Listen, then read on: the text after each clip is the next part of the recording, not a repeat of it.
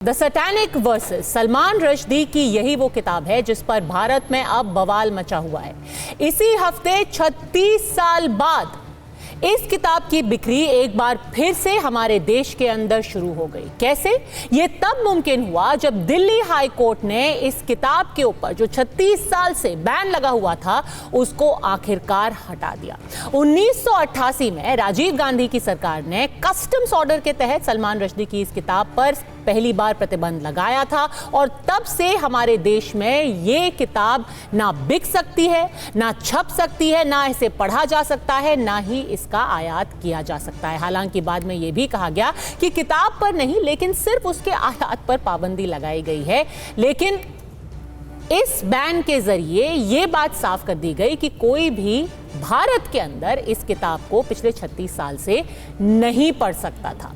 लेकिन अब एक शख्स दिल्ली हाई कोर्ट के पास गया। पहले उसने आरटीआई की एक अपील डाली, फिर वो दिल्ली हाई कोर्ट के पास गया और उसने कहा कि ये मेरे मौलिक अधिकारों का हनन है, ये आयात पर पाबंदी क्यों लगाई गई। और तब दिल्ली हाई कोर्ट के सामने सरकार ने कहा कि ऐसा कोई भी अधिसूचना हमारे पास तो फिलहाल नहीं है।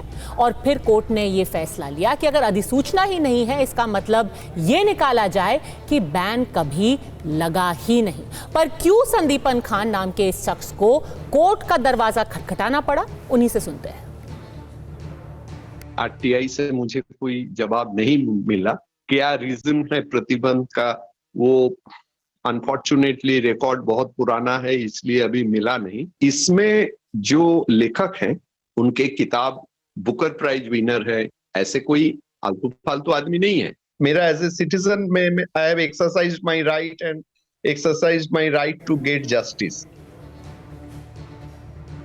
देखिए, ये फैसला आया है कोर्ट से। किताबें बिक रही हैं अलग अलग बुक शॉप्स पर, लेकिन अब इस पर राजनीति भी शुरू हो गई है। मुस्लिम संगठनों से लेकर के सियासी गलियारे तक में बवाल मच गया। मुस्लिम संगठन सरकार से ये कह रहे हैं कि सैटेनिक वर्सेस को फिर से बैन कर दिया जाए और ये कह रहे हैं कि अगर इसकी बिक्री देश में चलती रही तो माहौल खराब हो जाएगा। वहीं कई ऐसी पार्टियां भी हैं जैसे कि नेशनल कॉन्फ्रेंस जेएमएन, उन्होंने भी किताब का विरोध किया है और कहा है कि ये बैकडोर से सरकार की ही साजिश है।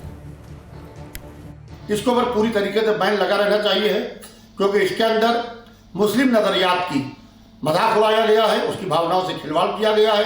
अगर इस किताब को मार्केट के अंदर आती है तो एक बार फिर से मुल्क का माहौल खराब होने का खतरा है।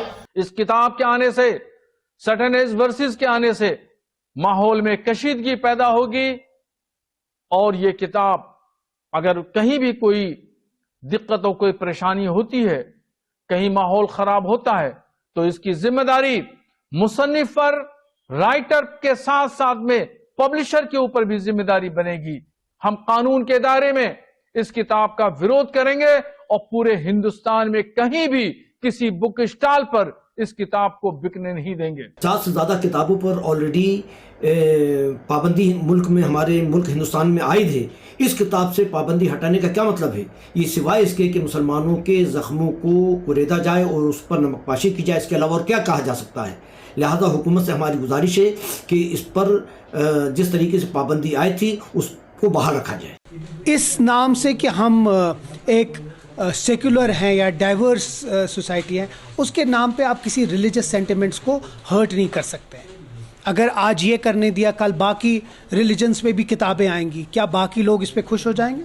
ये किताब मुसलमानों के दिलों को ठेस पहुंचाती है। ऐसी किताबों को शेल्फ में मत डालना दीजिए, जिससे एक तो फिरका वाराना प्रॉब्लम हो सकती है और दूसरा मुसलमानों के दिलों को ठेस पहुंच सकती है। मैं उम्मीद करता हूं कि जल्द से जल्द इस पर कार्रवाई हो और ये किताब शेल्फ से उठाई जाए। इस तरह की बातों को तूल देने का एक सुनियोजित प्रयास भारतीय जनता पार्टी की ओर से की जाती है, क्योंकि उन्हें एक मुद्दा मिलना चाहिए। हिंदू मुसलमान, धार्मिक उन्माद, भारत पाकिस्तान, इस तरह की बातों के लिए तो ये बेबुनियाद बातें मैं मानता हूँ। तो ये लोग मूल मुद्दों से ध्यान भटकाने के लिए इस तरह के विषयों को फैब्रिकेट करते हैं, रीस्ट्रक्चर करते हैं। Any book you write, you have to counter it by exposing where it is wrong in that book. But by using force by government, it is not proper in a democratic setup. I think this. It is good that it is available. Those who want to read it will read, and those who want to counter it, they should counter.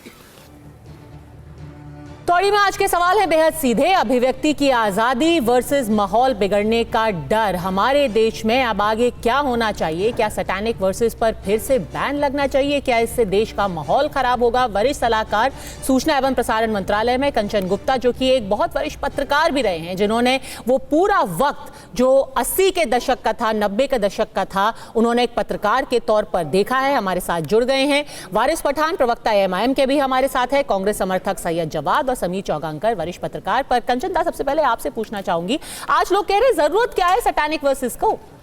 देश में पढ़ने की, देश में बिकने की क्या जरूरत है? ये क्यों जरूरी है?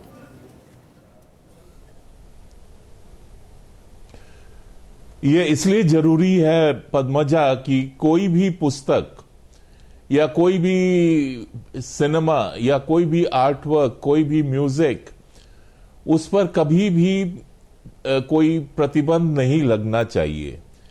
अगर आपको किसी पुस्तक से परेशानी है तो आप अपने हिसाब से उसका एक पुस्तक लिखिए, उसी पर एक लिखिए, उस विषय पर लिखिए, उसको बाजार में लाइए। आपको अगर किसी पिक्चर से परेशानी है, आप उस पिक्चर को देखने के लिए कोई सिनेमा हॉल में मत जाइए। अगर आपको किसी म्यूजिक से परेशानी है, आप उसको मत सुनिए। लेकिन ये एक जो हो गया है permanently aggrieved and perpetually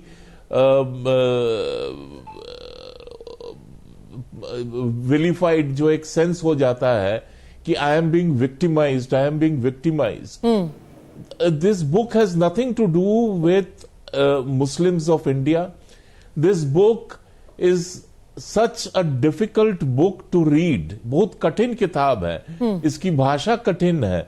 Salman Rushdie की जितनी भी किताबें हैं उनमें से सबसे कठिन भाषा शायद सैटेनिक वर्सेस की है।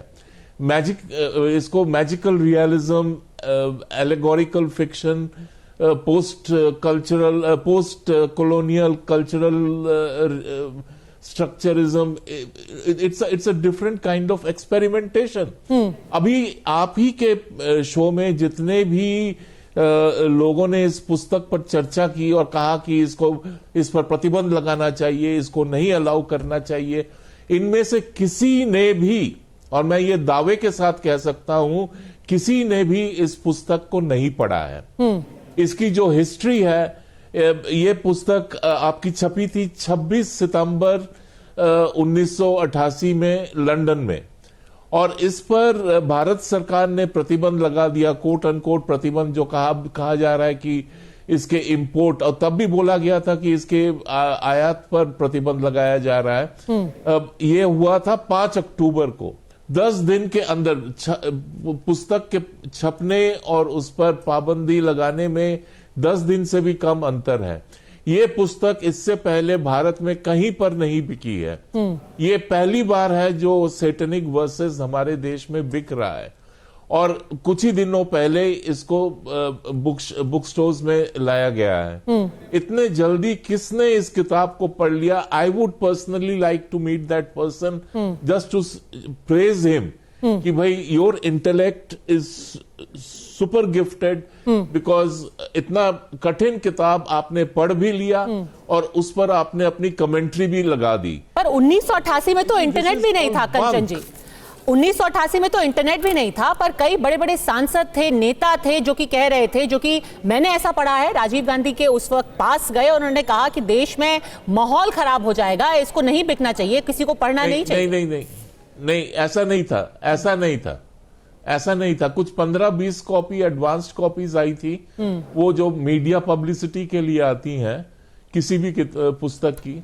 और उस समय मैं स्टेट्समैन में असिस्टेंट एडिटर था, मेरे पास एक एडवांस कॉपी आई थी, उसमें से एक्सट्रैक्ट छापने के लिए, और एक कॉपी गई थी खुशवंत सिंह जी के पास। खुशवंत सिंह जी उस समय पेंगुइन इंडिया के एडवाइजर थे या डायरेक्टर थे, कुछ थे, और उन्होंने एक पत्र लिखा राहुल गांधी को, बेग योर पार्डन, उन्होंने एक पत्र लिखा राजीव गांधी को कि इस पुस्तक पर पाबंदी लगाइए, इसको आप यहाँ पर बेचने मत दीजिए जी। क्योंकि दंगा हो जाएगा, फसाद हो जाएगा। वैसा तब तक कुछ नहीं हुआ था और कोई भी मुसलमान नेता उस समय का उसने इस पुस्तक पर पाबंदी नहीं मांगी थी।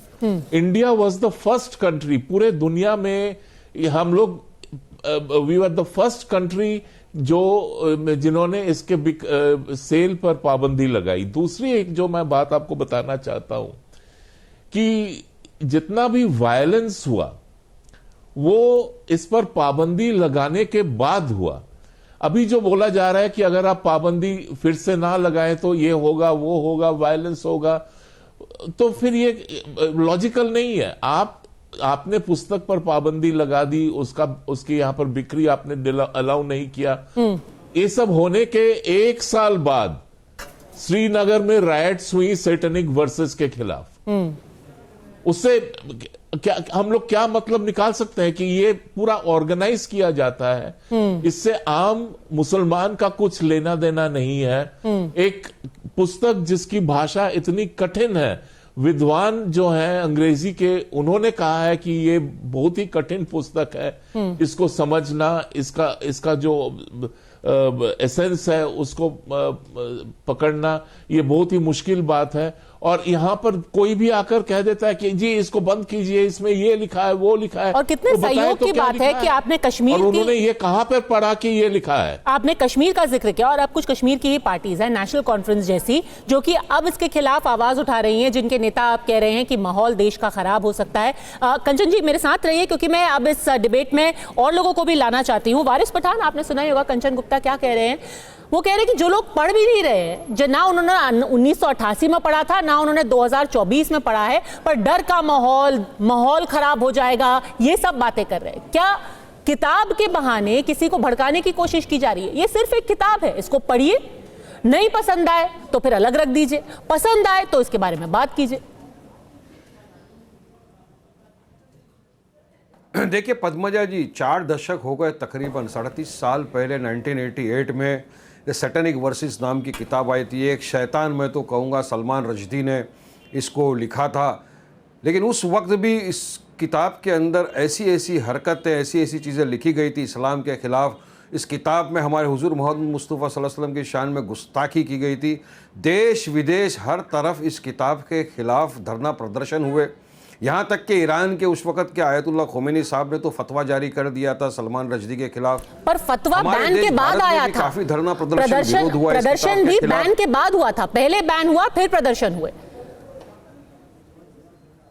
फतवा 1989 में आया, बैन हमने 1988 में ही लगा दिया था। मेहरबानी होगी, मैं सिर्फ थोड़े तथ्य रखना चाहती थी।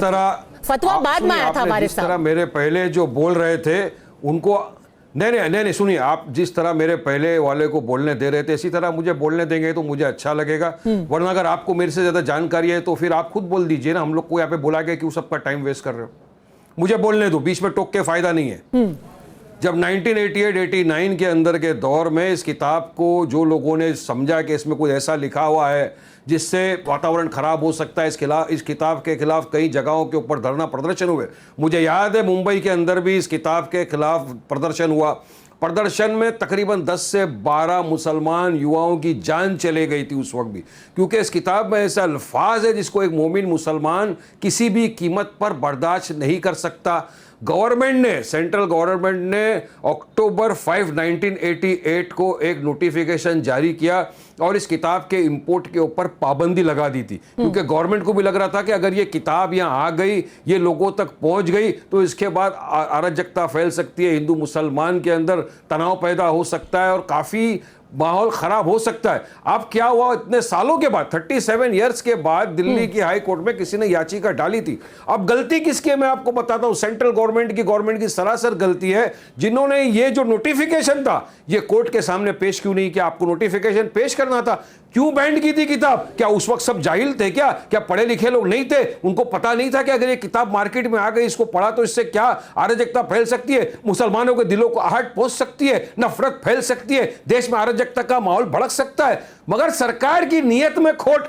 अब नियत में खोट तो हम आप सब देख रहे 10 साल से, जब से बीजेपी की सरकार आई है देश में क्या हो रहा है। अभी रिसेंटली रामगिरी नाम के एक इंसान ने हमारे हुजूर मोहम्मद मुस्तफा सल्लल्लाहु अलैहि वसल्लम की शान में गुस्ताखी की। हमने एहतजाज किया, धरना प्रदर्शन किया शांति रूप से, उसके ऊपर केस करो, अरेस्ट करो, एफआईआर होने के बावजूद उसको अरेस्ट नहीं किया जाता। पर कितना देश का वातावरण खराब हुआ। हर आए दिन मुसलमानों के खिलाफ बोला जाता है कि इनकी मस्जिदों में घुस अच्छा, के तो ये मारेंगे। सरकार कर और रही अब ये है। नया शोशा आप छोड़ना चाहते हो? क्या जरूरत है इस बुक को यहाँ पर लाके पब्लिक तक पहुंचाने की? क्या हम किसी के हिंदू धर्म के खिलाफ अगर कोई किताब होगी तो उसको बोलेंगे नहीं इसको प्रमोट करो, इसको लोगों तक पहुंचाओ, पढ़ाओ? नहीं, हमको पता है कि हमारे हिंदू भाइयों के दिलों को ठेस पहुंचेगी। ऐसी मार्केट में जो कि बात करती हैं हिंदुत्व के बारे में। नाम बताओ। कांचालया शेपर्ड की किताब है, कांचालया शेपर्ड की किताब है जो कि हिंदुत्व के बारे में बात करती है और वो बिक रही है, पूरे देश में बिक रही है, लोग उसको पढ़ रहे हैं। हमारा ही वो देश है जहां लोग टीवी पर अगर किसी हिंदू भगवान का को जलाते हैं, किसी भी हिंदू भगवान का देवी देवता का अपमान हो रहा होगा किसी किताब में, नहीं सुनिए पद्मजा जी, किसी भी देवी देवता का अपमान या अभद्र फोटो या अभद्र कार्टून किसी किताब में किसी देवी देवता का लगा है तो उसका मैं खंडन करता हूं। किसी को किसी की भावनाओं को ठेस पहुंचाने का, आहट पहुंचाने का अधिकार नहीं है। ठीक है, ये सरकार की नीयत में खोट है। सरकार ने अदालत का इस्तेमाल करके बैकडोर से सैटेनिक वर्सेस की बिक्री शुरू की है। बताइए प्रेम शुक्ला जी, आप तो सीधे सरकार पर उंगली उठा रहे हैं। वारिस पठान, बैन जारी रहना चाहिए। नहीं पद्मजा जी, मैं श्रीमान वारिस पठान जो खुद को वकील भी घोषित करते हैं और संभवतः वकील हैं भी, इनसे मैं अत्यंत विनम्रतापूर्वक जानना चाहता हूं कि अगर इनको सैटेनिक वर्सेस पर हाई कोर्ट के फैसले पर आपत्ति है तो ये सुप्रीम कोर्ट क्यों नहीं जाते? भारत की न्यायपालिका पर इनको विश्वास नहीं है? ये सुप्रीम कोर्ट में जाएं और ये बात रखें कि इस देश में जो है एक पुस्तक के प्रकाशित होने, जिस पुस्तक को इन्होंने पढ़ा नहीं है, वारिस पठान जी से मैं पूरी विश्वास पूर्वक कह सकता हूं कि उसमें हजरत पैगंबर मोहम्मद साहब का क्या अपमान किया गया है, कैसे अपमान किया गया है, इस पर अगर आप एक पैराग्राफ इनसे बोलने के लिए कहें तो संभवतः इनके पास सामग्री नहीं होगी। क्योंकि मुझे पूरा विश्वास है कि इन्होंने सैटेनिक वर्सेस पढ़ी नहीं है, ना सैटेनिक वर्सेस किसी ने भी इनकी पार्टी का पढ़ा होगा, ना किसी जो जितने लोग इस पर फतवा जारी कर रहे हैं। आपके चैनल पर भी जिन इनके आलिमों के कमेंट्स आए, इनके उलमा ने कमेंट्स किए, उनमें किसी ने नहीं पढ़ा है। खैर, अगर आपको इसके बावजूद बिना पढ़े भी आपत्ति है तो हाई कोर्ट के किसी फैसले पर अगर आपको उससे आप जो है असहमत हैं तो भारत में संवैधानिक प्रक्रिया क्या है? संवैधानिक प्रक्रिया है कि आप ऊपरी अदालत में उसमें अपील में जाएंगे, तो आप अपील में जाइए ना, कौन रोक रहा है? आप उठते बैठते संविधान की दुहाई देते हो, राजनीति क्यों कर रहे हैं? कोर्ट में जाइए, सुप्रीम कोर्ट चले जाइए, रोक लगवा दीजिए। सरकार क्यों बैन लगवाए? आप बैन लगवाइए कोर्ट से। प्रेम शुक्ला साहब ने कहा, अरे बिल्कुल सही बात है। प्रेम शुक्ला साहब मेरे मित्र, उन्होंने अच्छी बात कही कि वारिस पठान साहब इस बुक के खिलाफ अगर आपको लगता है कि ऑर्डर दिल्ली हाईकोर्ट ने किया है तो अपील में जाइए। बिल्कुल अपील में भी जा रहे हैं, लेकिन पेंडिंग अपील में जाने के पहला ही दिल्ली के बुक स्टोर ने उसको बेचना शुरू कर दिया। तो यह सरकार की फेलियर नहीं है क्या? जब आपको पता है कि नोटिफिकेशन है अक्टूबर 5, 1988 का, जब किताब के ऊपर बैन लगा हुआ था, क्योंकि उस वक्त के तमाम स्कॉलर्स, तमाम लोगों को यह पता था उसमें क्या लिखा हुआ है। बैंड का ऐसा ही लगा दिया, बिना किसी ने पढ़े लिखे बैंड लगा दिया क्या? क्योंकि उसमें आपत्तिजनक टिप्पणियां हमारे हुजूर मोहम्मद मुस्तफा सल्लल्लाहु अलैहि वसल्लम के शान में की गई थी। कुछ कार्टून ऐसे बनाए गए थे उसके अंदर जिसका पूरा विश्लेषक हम पढ़ेंगे क्यों ऐसी चीज? हम होली कुरान पढ़ेंगे इंशाल्लाह, जिसके अंदर हमको अच्छी तरबियत मिले। ऐसी चीज को देखा कि आपको पता है कि एक पिक्चर गंदी है तो आप उस पिक्चर को देखने नहीं जाएंगे, आप सरकार को बोलेंगे बैंड करो, ऐसी पिक्चर हम नहीं देखना चाहते, बिना देखे हम उसको बैंड लगवाएंगे ना उसके ऊपर। आप अपील में भी जाएंगे, मगर सरकार क्यों सरकार ने दिल्ली कोर्ट में याचिका किसी भी डेमोक्रेसी में कोई भी चीज को आप बैन कर सकते हैं, क्योंकि कुछ लोग खड़े होकर कहेंगे हमें ये पसंद नहीं है, हमारी भावना आहत हो रही है, बैन कर दीजिए। यही किताब है जो कि अमेरिका में बिक रही है, ये ब्रिटेन में बिक रही है, ये यूरोप में बिक रही है, वहां सब लोग शांति से रह रहे हैं। पर यहाँ पे राजनीति की वजह से डर का माहौल पैदा कर दिया, अरे ये हो जाएगा, वो हो जाएगा, वो खराब हो जाएगा। 2022 में हमला हुआ तो आप उसका समर्थन कर रहे हैं? सलमान रश्दी जो इस किताब के लेखक है, उनके ऊपर अभी हाल ही में 2022 में हमला भी हुआ। आपको लगता है वो सही हुआ? अरेस्ट भी किया गया। आपको लगता है वो सही हुआ? के अगेंस्ट में है। सिर्फ एक आदमी क्योंकि किताब लिख रहा है, क्या उसकी आंख फोड़ देनी चाहिए? मैं वायलेंस का कंडेम करता हूं। हाँ, मैं वायलेंस का कंडेम करता हूं, पर एक अटैक का सिरफिरे condemn ने करता हूं, किसी पर को हमला कानून कर कायदा दिया, हाथ इसका में लेने मतलब का ये अधिकार थोड़ी ना है है। कि किताब ही लेकिन बंद कर दी जाए। और इसके हमारे बावजूद देश वारिस का साहब, माहौल- अमेरिका में अभी भी ये किताब पद्मा बिकती जी, है। हादी पद्मा माटार जी, नाम के उस आदमी ने सलमान रुश्दी पर आप हमारे 2022 देश में का हमला किया, वातावरण- फिर भी 2024 में आज अमेरिका में ये किताब बिकती है, लोग जी। पढ़ते हैं इसको। ये होता है डेमोक्रेसी। अरे अमेरिका में तो बहुत कुछ बिक रहा है, अमेरिका में बहुत कुछ बिक रहा है। मैं मेरे भारत देश की बात कर रहा हूं, मैं मेरे भारत का वातावरण खराब करने की नहीं बात कर रहा हूं। मैं मेरे भारत का वातावरण के नहीं खराब हो इसलिए बोल रहा हूं। फिर से क्या आप चाहते हो क्या वो एरा में चले जाए 88 89 के अंदर, फिर से लोग सड़कों पे उतर जाए किताब का विरोध प्रदर्शन के अंदर और लोगों को गोलियां खानी पड़े पुलिस की और जाने चली जाए? किस दिशा में आप देश को लेकर वारिस जाना साहब, चाह रहे हो? इसको पद्मा कहते जी? हैं, इसको मेरे कहते हैं दोस्त शुक्ला जी स्ट्रीट समझेंगे वीटो, इस बात को, यानी कि सड़क का न्याय। ये तो फिर किसी भी चीज को, या तो आप शाहबानो वाला जजमेंट कह ले, या फिर आप सैटेनिक वर्सेस कह ले, या फिर आप किसी भी चीज को या नहीं, फिर आप तस्लीमा किसी को भी नसरीन की नहीं। किताब आप लज्जा भी कह डिबेट ले, कर रहे हो, कोई बैंड लगा रहा है उसको इस पे। 4 लोग खड़े होकर के कह देंगे ये बैन कर दो, कल को कोई कह देगा कि एमआईएम को बैन कर दो, तो क्या बैन हो जाएगा? देश कैसे चलेगा सर? कोई अपना कह देगा मैं इससे हाथ हो गया, मैं उससे हाथ हो देश गया, ने बैंड किया था। हर कोई हाथ ही अरे हो उस जाएगा। वक्त 1988 में नोटिफिकेशन निकाल के इसके इंपोर्ट पे बैन लगाया गया था, देश ने ही किया था। वारिस पठान देश के प्रधानमंत्री होम मिनिस्टर नहीं थे 88 89 के दौर में। बिल्कुल सही बात है। देश के पर उस एक वक्त और के शख्स सोलर जो कि मिनिस्टरों उसी ने पार्टी मिलकर के इस पे फिर बैन होम लगाया गया मिनिस्टर था। थे, उन्होंने 2015 में क्या कहा वारिस साहब, और वो भी आप ही की तरह एक बहुत वरिष्ठ वकील हैं, वो मैं आपको सुनाना चाहती हूं। सुनते हैं कि चिदम्बरम ने 2015 में इस बैन के बारे में क्या कहा था। I have no hesitation in saying that the ban of Salman Rushdie's book was wrong. I have no hesitation in saying that the ban of Salman Rushdie's book was wrong. बताइए वारिस साहब, एक वरिष्ठ राजीव गांधी ने वकील गलत काम जो कि किया। खुद गृह मंत्री रहे हैं, उनको एक कह और रहे हैं जो स्टेटमेंट किया आगे- गया था सुनिए, वो चिदम्बरम गलत जी। था, और मुझे कोई संकोच नहीं है। तो उनको बोल देना चाहिए कि राजीव गांधी ने बहुत सारे फैसले गलत लिए। काहे के लिए नहीं बोलते? वो आगे एक अल्फाज उनको और स्टेटमेंट दे देना चाहिए कि राजीव गांधी ने गलती की बैंड करके ऐसे बहुत सारे फैसले राजीव गांधी ने गलत किए, हम नहीं मानते राजीव गांधी के फैसलों को। बोल देना चाहिए चिदम्बरम जी को। अरे ये तो खुले खुले बीजेपी तो खुली मुसलमान की दुश्मन है पद्मा जी, आपको पता है। इसीलिए तो हम बोलते हैं कांग्रेस कम नहीं है, इनको मुसलमानों के 90% वोट चाहिए मगर करना कुछ नहीं। अब देखो बुक की ताईद में आगे खड़े हो जाते हैं लोग, जिसमें हमारे हुजूर की शान में गुस्ताखी लिखी है। यही मुसलमान इनको भर भर के वोट देगा, लेकिन मुसलमान अल्फाज इनके मुंह से नहीं निकलता। प्रॉब्लम तो यही है। मैं तो चाहता हूं कि देश दुनिया देखे इनके अल्फाजों को, और इनको आगे बोलना चाहिए। चिदम्बरम जी का इंटरव्यू लो कल सुबह में जाके और बोलो राजीव गांधी गलत थे क्या सही थे? बताइए आप कितनी पॉलिसियां गलत थी। प्रेम शुक्ला जी, एक तरफ मोहन भागवत कह रहे हैं कि देश में माहौल ऐसे ही अभी बहुत खराब हो रहा है, मंदिर मस्जिद के मुद्दे जो हैं वो उभर करके आ रहे हैं, इसमें एक सैटेनिक वर्सेस भी जोड़ देना, क्या ये सही है? अदालत ने भले से ही फैसला दिया हो, पर क्या सरकार के लिए की नजर से, लॉ एंड ऑर्डर के नजरिए से सही है क्या? पद्मजा जी हाईकोर्ट का फैसला है, और आप भी जानती हैं कि वारिस पठान जी जिस संप्रदाय का प्रतिनिधित्व करते हैं वो अत्यंत शांतिप्रिय लोग हैं। शांतिप्रिय लोग कोई भी संविधान को हाथ में नहीं लेंगे। हमें पूरा विश्वास है कि संविधान की मर्यादा का पालन करने वाली कौम है भाई। ये तो शरद पवार ने इनके ऊपर ज्यादती की थी। मुंबई में 12 लोगों की जो प्रदर्शन कर रहे थे उन पर जो है गोलियां चलवा दी थी, लेकिन शरद पवार के खिलाफ हमारे वारिस भाई नहीं बोलते हैं। पता नहीं क्या प्रॉब्लम है।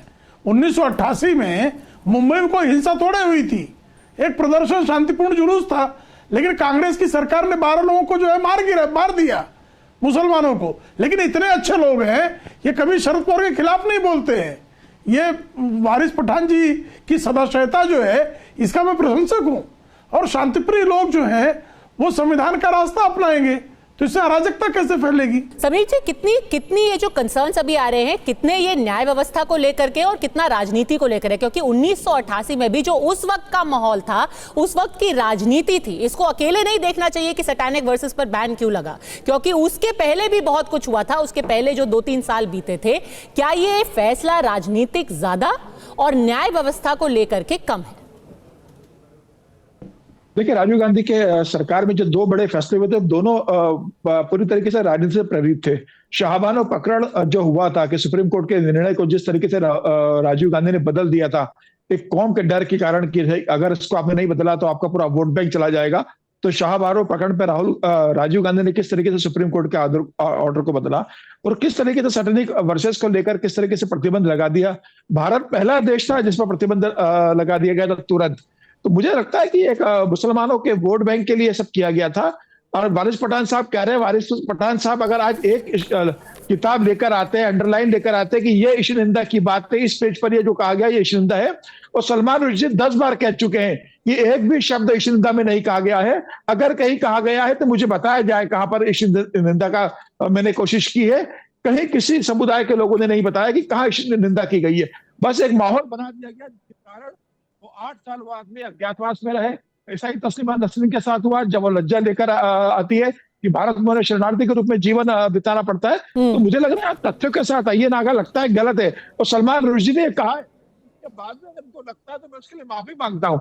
जानलेवा हमला होता है उनकी आंख चली जाती है। तो मुझे लग रहा है कि एक समुदाय को खुश करने के लिए, एक समुदाय के वोट बैंक को बनाए रखने के लिए इस तरह की कोशिश की जा रही है। ये बहुत दुर्भाग्यपूर्ण है। मुझे लगता है कि वारिस पठान साहब को कहना चाहिए कि मैं किताब खरीदूंगा, किताब पढ़ूंगा, और अगर मुझे लगेगा तो मैं उसको कोर्ट के साथ बताऊंगा कि यह इश्निंदा की गई है।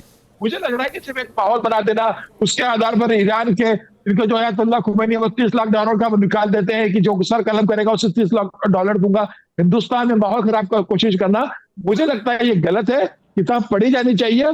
किसी भी तरीके से किताब पर बैन मुझे लगता है न्यायोचित नहीं है।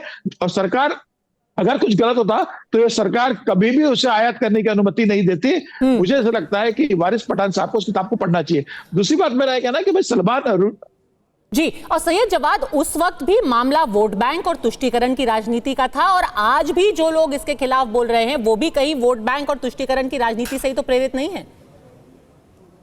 मुद्दा किताब का कम है और वोट का ज्यादा है। जी पद्मजा जी बहुत बहुत शुक्रिया। जी बहुत बहुत शुक्रिया आपका वक्त देने के लिए। आपको और आपके सभी दर्शकों को मेरा जय हिंद, जय संविधान। देखिए क्या है, जो भारतीय जनता पार्टी है वो एक नैरेटिव को गढ़ने के लिए दूसरे नैरेटिव को ख़त्म करना चाहती है। उदाहरण के तौर पे आपको बताता हूँ, जैसे अभी माननीय गृह मंत्री जी ने संसद के अंदर हमारे सबके आदरणीय सम्मानीय बाबा साहब भीमराव अंबेडकर के ऊपर जो टिप्पणी करी थी, जो बात कही थी, उसको लेकर के पूरी भारतीय जनता पार्टी और एनडीए के अंदर भी उनका कोई इस वक्त समर्थन नहीं कर रहा है। वो बुरी तरीके से फंसे हुए हैं। और गृह मंत्री जी जब तक माफ़ी नहीं मांगेंगे, भारतीय जनता पार्टी जब तक माफ़ी नहीं मांगेगी, तब तक जो है उनके खिलाफ आंदोलन और प्रदर्शन जो है वो चल रहा है। अब ये मौजू उठाया गया है जानबूझ करके। नहीं, अदालत में अर्जी 5 साल पहले डाली गई थी, गढ़ा जाए जब ये पार्लियामेंट का मुद्दा था ही नहीं, ना ही अंबेडकर साहब का मुद्दा था। आ रहा हूँ, 5 साल पहले अर्जी डाली गई है। या तो आपको लग रहा है वो ऐसे दूरदर्शी कि उनको लगा साल 2024 में एक मुद्दा आने वाला है तो हम अभी से एक डाल देते हैं अदालत में अर्जी। नहीं, देखिए अब दूसरा आपको एक मौजू दिखाते हैं। सलमान रुश्दी की बात कर रहे हैं आप। सलमान खुर्शीद साहब ने भी एक किताब लिखी थी, सनराइज ओवर अयोध्या। उसको लेकर के भारतीय जनता पार्टी ने वो बवाल और गदर काटा था कि उनके घर के ऊपर हमला तक हुआ। इनसे पूछिए कि किताब इन्होंने पढ़ी थी। फिर उसके बाद बीबीसी ने एक डॉक्यूमेंट्री बनाई थी। आपने बहुत सुंदर बात बोली। और बीबीसी के दफ्तर में कौन लोग छापा पढ़ करके आ गए थे? वो किताब आज भी हमारे देश में बिकती है, जिसमें उन्होंने बोला था कि हिंदुत्व टेरर होता है। उन्होंने हिंदू टेरर की बात की थी, वो आज भी हमारे देश में बिकती है। उस पर बैन नहीं लगा। अब देखिए, अब देखिए, जब सलमान खुर्शीद साहब ने आकर या उन्होंने आरएसएस का कंपैरिजन आईसिस से किया था, जहां तक मुझे याद है। हाँ सुनिए,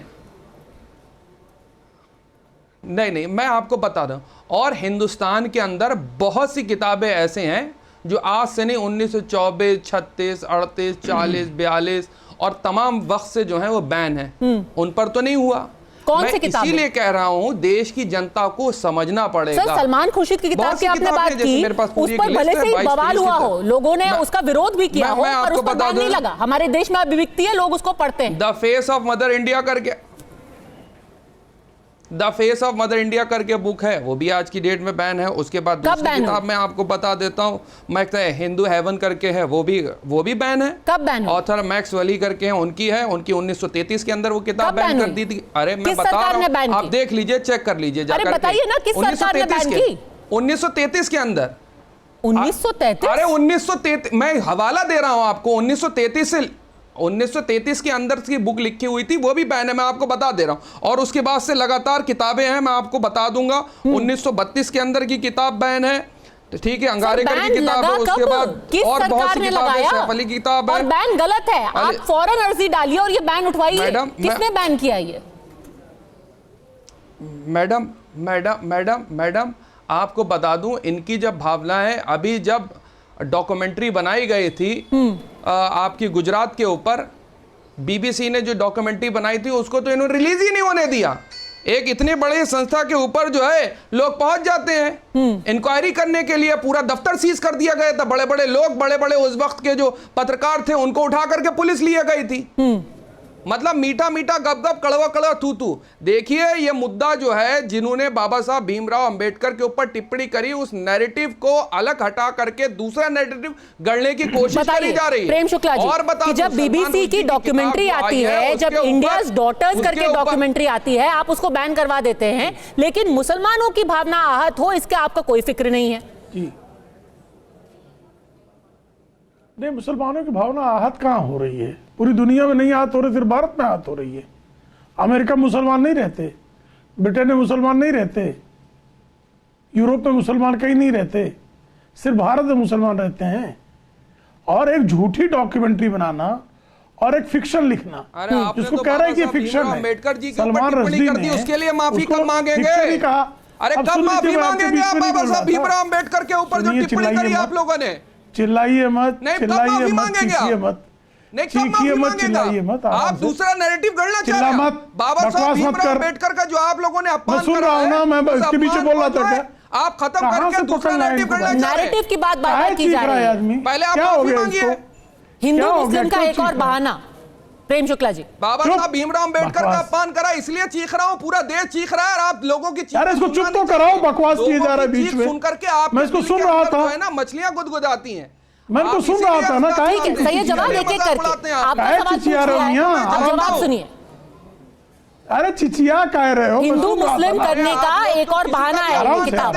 रक्तचाप मत बढ़ाइए। देखिए मीराबाई का अपमान करा, रक्तचाप मत बढ़ाइए, बीमार हो अभी मीराबाई का अपमान करा आपके मंत्री ने। रक्तचाप मत बढ़ाइए, आराम मंत्री ने मीराबाई का अपमान करा, माफी मांगना अभी चिचियाएगा कुछ देर पहले, चिचिया लेने दीजिए। आराम आराम ने पद्मजा जी पहले इनको चिचिया ये सियापा कर ले, छाती पीट लो, माफी तो मांग लीजिए। छाती पीट लो, मीराबाई का अपमान, पहले छाती पीट लो मियां, मीराबाई का भी अपमान।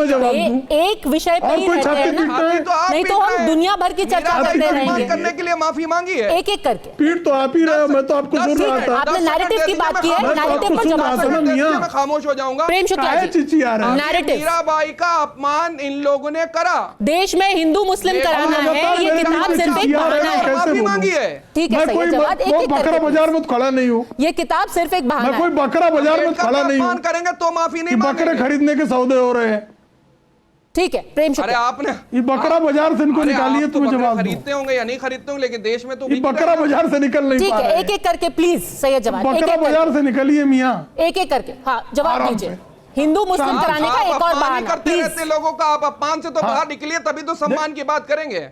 अब फिर लग देखिए चिचिया रहे हैं। प्रेम शुक्ला जी, हिंदू मुस्लिम करने का एक और बहाना, इसका जवाब दीजिए। हाँ, हिंदू मुस्लिम करने का एक और बहाना है।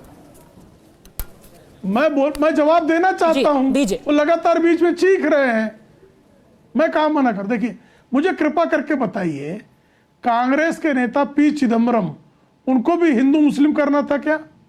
शशि थरूर का आज बयान है, कल का बयान है, वो कह रहे हैं कि सेटनिक वर्सेज को 1988 में बैन इसलिए किया गया था कि उसमें कानून एवं व्यवस्था खराब थी। यानी कांग्रेस के कार्यकाल में कानून व्यवस्था खराब थी, आजकल कानून व्यवस्था अच्छी है, इसलिए इसको रिलीज किया जा सकता है। तो शशि थरूर को भी हिंदू मुस्लिम करना है। कांग्रेस के नेता और कांग्रेस का प्रतिनिधित्व, शशि थरूर को हम अधिक प्रामाणिक चेहरा माने, पी चिदम्बरम को अधिक प्रामाणिक चेहरा माने, कि सैयद जवाद को अधिक प्रामाणिक चेहरा माने? कृपा करके मुझे बताइए, हिंदू मुस्लिम क्या पी चिदम्बरम भी करना चाहते हैं? बताइए, सैयद जवाद शशि थरूर भी हिंदू मुस्लिम करना चाहते हैं? आपने इसका भी उत्तर देना पड़ेगा। एक 10 सेकंड, अब देखिए, तो आपने बीबीसी की डॉक्यूमेंट्री को क्यों नहीं रिलीज होने दिया था? आपके एक गृह मंत्री थे मध्य प्रदेश, झूठ है मिश्र, शाहरुख खान की मूवी आई थी पठान, और एक महिला ने वस्त्र पहनने को लेकर के आपकी सारी भावनाएं आहत हो गई थी। पूरी भारतीय जनता पार्टी की रिलीज हुई कि नहीं रिलीज हुई पठान?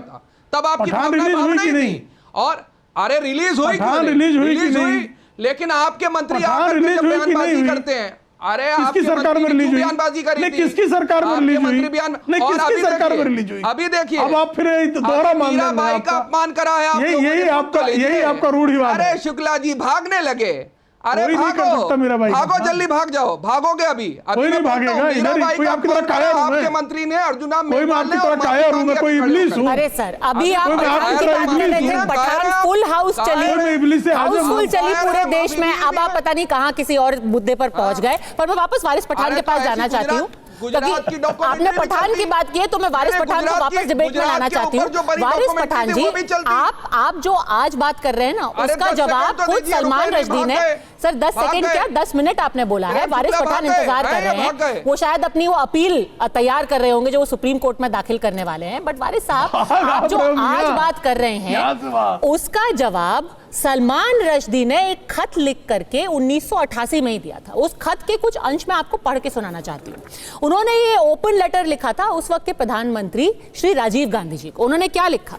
उन्होंने लिखा, the book was banned after representations by 2 or 3 Muslim politicians including Syed Shahabuddin and Khurshid Alam Khan. Syed Shahabuddin जो कि राज्यसभा के सांसद रह चुके हैं, वो बिहार से लोकसभा जा चुके थे, वो फॉरेन सर्विसेज में रह चुके थे, हमारे एम्बेसडर रह चुके थे, और साथ ही खुर्शीद आलम खान जो कि भी केंद्रीय मंत्री रह चुके थे। तो सलमान खुर्शीद ने कहा ये 2-3 ऐसे मुस्लिम नेता थे जो कि आपके पास आए, इनको मैं एक्सट्रीमिस्ट ही नहीं फंडामेंटलिस्ट बुलाने में कोई गुरेज नहीं करता। यानी कि ये सारे नेता चरमपंथी ही नहीं, सब कट्टरपंथी थे। उन्होंने मुझ पे और मेरी किताब पर हमला किया और ये भी कहा कि हमें इसको पढ़ने की कोई जरूरत नहीं है। सरकार को शर्म आनी चाहिए कि उन्होंने ऐसे लोगों के सामने घुटने टेक दिए। तो एक मुसलमान ऑथर ये कह रहा था कि इस कदर की राजनीति हो रही है कि कट्टरपंथी और चरमपंथी ताकतों के सामने क्यों एक सरकार ने घुटने टेक दिए। जो 1988 में किया गया, क्या वो दोबारा 2024 में दोहराया जाना चाहिए? दोहराया गया ना। 23 जून 2023 की बात बता रहा हूं। India invokes emergency laws to ban BBC Modi documentary. ये कौन से कट्टरपंथी चरमपंथी थे जिन लोगों ने बीबीसी मोदी की जो डॉक्यूमेंट्री थी उसको बैंड करवा दिया? जरा उनको सवाल करेंगे आप क्यों बैंड करवाया था। मैं आपको एक लिस्ट बताता हूं बैंड बुक्स की, अगर आप मुझे इजाजत दिए तो मैं अभी निकाला है बैंड बुक्स का। आपने मुझे पूछा तो मेरे को अच्छा लगा सवाल, काफी सारे। An art of area of darkness, 9 Hours to Rama, The Hindus and Alternative History, Great Soul Mahatma Gandhi and his struggle with India, The Heart of India, Old Soldier Sahib, The Land of the Lingam, Mysterious India। अरे list है, इतनी सारी लिस्टों को band किया। वो कौन सी कट्टरपंथी चरमपंथी सोच थी जिन्होंने इस बुक को बैंड लगाया? लेकिन हम तो इंसाफ की बात कर रहे हैं ना, जिससे हमारा इमोशन जुड़ा हुआ है, जिससे हमारा अकीदा जुड़ा हुआ है, हमारे हुजूर की शान में गुस्ताखी है उस बुक में। 1959 में, 1959 में किसकी सरकार थी? किसने घुटने टेके थे कट्टरपंथियों के सामने? 1959 की बात कर रहा हूं। इसमें कल लगा गया। अच्छा, बीबीसी मोदी की डॉक्यूमेंट्री में कब लगा? 2023। इस पे कब लगा? 88। तो आप वो साल मंथ डे भूल जाइए। 23 में बैंड लग चुका है। बीबीसी मोदी की डॉक्यूमेंट्री क्यों नहीं बताया आपने? दिखाने देना चाहिए था लोगों को। कौन थे चरमपंथी, कौन थे वो फंडामेंटलिस्ट खोपड़ी वाले जिन्होंने बैंड किया? चलिए जवाब दीजिए मुझे तो सवाल। मैं तो प्रेम शुक्ला जी आपके जवाब का मुंतजिर हूं। मेरे सवाल का जवाब दो।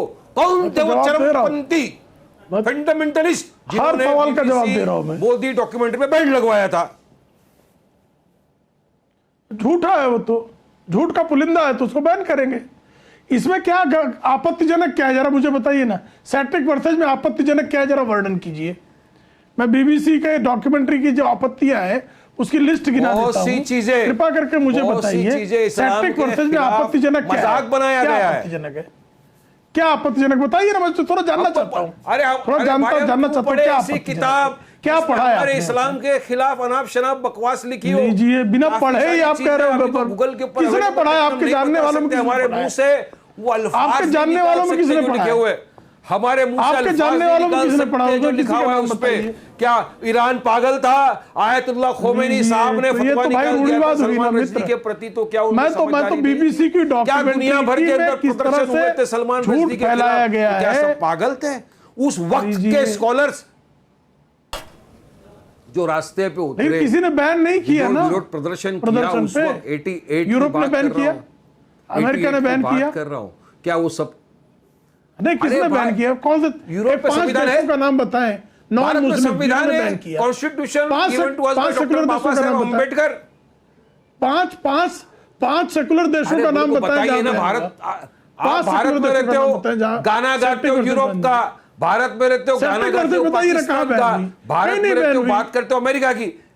सुनिए, मेरे भारत में, आप पाकिस्तान में कहा है आपको याद? मेरे भारत में संविधान है, संविधान ने इजाजत दिया है कि अगर कोई आपत्तिजनक चीज लोगों के पास आ सकती है, आप उसी में कोर्ट में जाइए ना। वही तो कह रहा हूं मैं। डॉक्यूमेंट्री कहाँ कहाँ बैंड हुई है बताइए ना। मोदी तो आपको सलाह दे रहा हूं कि आप अदालत में जाइए। ने जो मोदी पे डॉक्यूमेंट्री बनाई उसको आप जाइए अदालत में, उसके बारे में भी, उसमें भी अदालत में जाइए ना। आप तो वकील है ना। अरे सुनिए सर, सुनिए, आप उसमें भी अदालत में जाइए, ये अदालत में जाकर इसका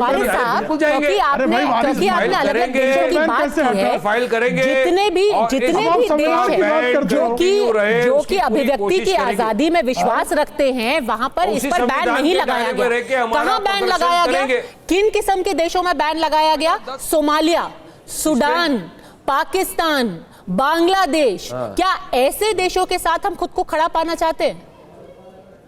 यह हश्र हो गया हमारे देश का कि हम वापस उसको उस दौर में धकेलना चाहते हैं। आप मेरे भारत देश को महान मानो नहीं मानो अलग बात है।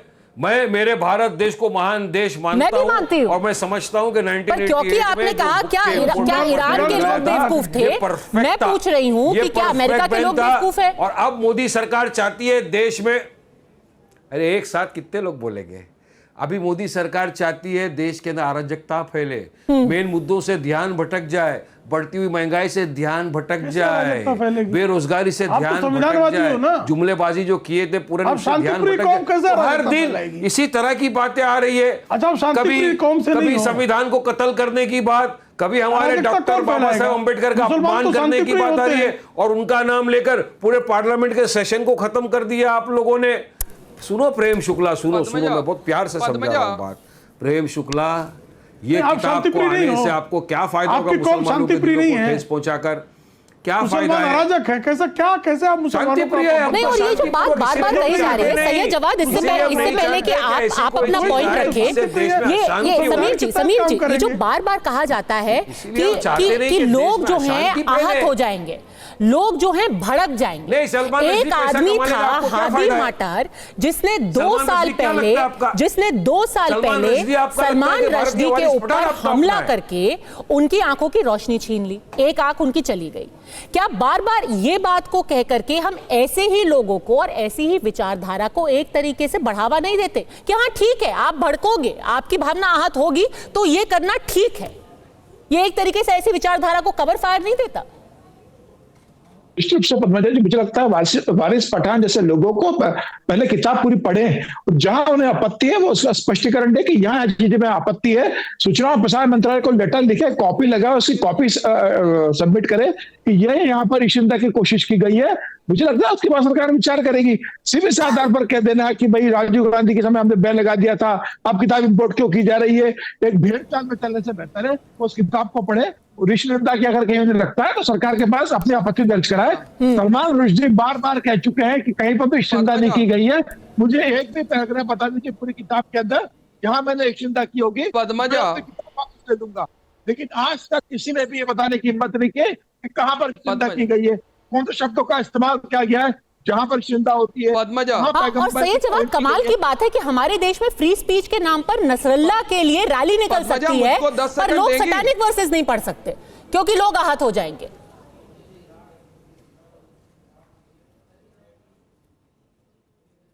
सैयद जवाद। पद्मजा, देखिए क्या है, अभी तो गांधी जी के भजन के ऊपर भी लोगों की भावनाएं आहत हो जा रही हैं और एक महिला कवित्री को सार्वजनिक तौर पे माफी मांगने के लिए मजबूर करा गया। यह जाल चलित और चेहरा है और इस चाल चरित्र और चेहरे को भारतीय जनता पार्टी के लोग जो हैं उसको आगे बढ़ाते हैं। अभी मीराबाई के ऊपर इन्हीं के मंत्री ने टिप्पणी करी, इसका किताब से क्या लेना देना? अरे आ रहा हूं, उसका लेना देना है, अभी बता रहा हूं क्या अभी लेना देना, अभी बता रहा हूं। गांधी जी की भजन पे आपत्ति, अंबेडकर जी का मजाक उड़ाना, मीराबाई जैसी लेखिका इतनी बड़ी हमारे जिनके ऊपर शोध होती है, रिसर्च होती है हिंदी साहित्य के, उनके ऊपर अभद्र टिप्पणी करके माफी मांगना और पीछे से एक नैरेटिव चलाना, यह भारतीय जनता पार्टी पूरी तरीके से प्लान्ड वे में गढ़ रही है कि अभी जो देश के अंदर मुद्दे हैं उस पर चर्चा ना हो पाए। आप सैटेनिक वर्सेस किताब को सार्वजनिक तौर पे लेकर के आ रहे हैं, तो आप बताइए जिन लोगों की भावनाएं आहत होंगी और प्रदर्शन होंगे। सर कमाल हो गया, ये तो आप बार बार जो नैरेटिव की बात कर रहे हैं, कल को आप ये ना कह दें कि सलमान रश्दी आरएसएस के पृष्ठभूमि के हैं, कि संघ के कहने पे ही उन्होंने सैटेनिक वर्सेस लिख दी। नहीं, भारतीय जनता पार्टी यहाँ 1988 के बैन के बाद ये किताब जो है उसके पीछे से, पर्दे के पीछे से खेल करने की कोशिश कर रही है। पर भाई आप कांग्रेस के समर्थक हैं, आपके गृह मंत्री रहे पी चिदंबरम, आपके विदेश मंत्री रहे शशि थरूर, क्योंकि वो खुद पढ़े लिखे हैं, वो कह रहे हैं कि भाई इसमें कुछ गलत नहीं है, इस पर बैन नहीं लगना चाहिए। या तो आप कह रहे हैं कि वो भी संघ समर्थक बन गए? नहीं, ये तो आपने माना कि कांग्रेस के अंदर, या वो बीजेपी का नैरेटिव में जुड़ना चाहते हैं। बड़ी लंबी चौड़ी है कुपड़ों की, वो भारतीय जनता पार्टी के अंदर है। नहीं, वो उनकी अपनी व्यक्तिगत राय हो सकती है, उससे मेरी खास तौर पर पर्सनली बात करूं इत्तेफाकी नहीं रहती है। आप उनकी बाकी राय से तो पूरा इत्तेफाक रखते हैं, जब वो भाजपा पर हमला बोलते हैं तो पूरा इत्तेफाक रखते हैं। अब ये उनकी व्यक्तिगत राय हो गई, क्योंकि वो अभिव्यक्ति की आजादी के साथ खड़े हुए हैं। बिल्कुल करेंगे, क्योंकि वो कट्टरपंथियों के साथ नहीं खड़े हुए। जैसे प्रॉफिट मोहम्मद के बारे में इन्हीं की नेता नुपुर शर्मा ने टिप्पणी करी थी और उनके लिए उन्होंने लेटर जारी करके कहा था फ्रिंज एलिमेंट है। याद है आपको या नहीं याद है? सार्वजनिक तौर पे फिर माफी मांगते घूमते हुए नजर आए थे भारतीय जनता पार्टी। तो आप कहना क्या चाहते हैं? ये हमको कायदा कानून ना सिखाया करे आकर के। कहना ये चाहते हैं जो किताब आ रही है उसका खास तौर पे मुसलमानों के बीच गुस्सा है, नाराजगी है। अगर किताब के ऊपर बैन लगा, नाराजगी किस बात की है? जब पढ़ी नहीं है, जब 5 दिन हुए उसको बिक्री शुरू हुए, तो नाराज कैसे हो गए? बिना पढ़े ही नाराज हो गए? नहीं, नेट सुनिए, अब आपको बता दूं, नेट के ऊपर किताब पढ़ी हुई है। नेट के ऊपर आपने किताब पढ़ी है? कब पढ़ी आपने नेट के ऊपर किताब? कह भी नहीं पाऊंगा। कब आपने पढ़ी है? किस तारीख को पढ़ी? मैं कल, क्या है किताब का मूल क्या है? आप मेरा एग्जाम लेने जाएंगे, सारांश होता है, इसका एग्जाम नहीं दूंगा। नहीं, मैं काहे के लिए बताऊं? वो अल्फाज ही नहीं यूज करूंगा, सारांश तो मैं अल्फाज ही यूज नहीं करूंगा। मैं क्यों आपको बताऊं क्या है उसमें? मैं इसीलिए कह रहा हूं उस किताब को बिल्कुल भी तौर पे हिंदुस्तान के अंदर नहीं आना चाहिए, और मैं इसका खुद मुखालिफ हूं। मैं साफ कह रहा हूं, मुखालिफ हूं मैं इसका।